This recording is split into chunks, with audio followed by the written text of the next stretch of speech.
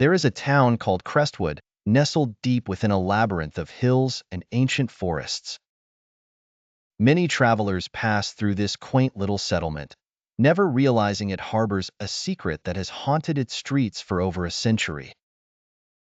Locals speak in hushed tones of the Phantom Train, a spectral locomotive that appears on moonless nights, its whistle echoing through the valleys.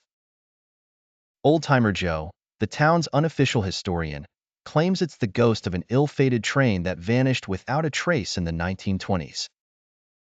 According to legend, the train was carrying a fortune in gold and a passenger list teeming with some of the most notorious outlaws of the time.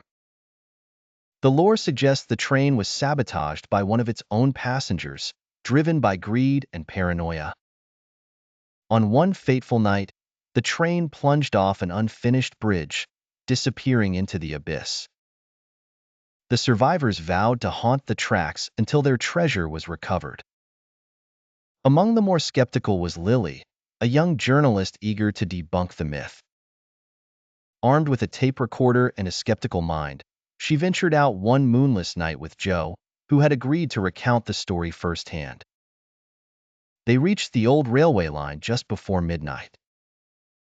The atmosphere grew heavy as the time passed, and not even the wind dared to howl.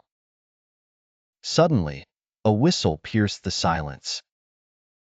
Joe's eyes widened in fear, but Lily's skepticism kept her rooted to the spot.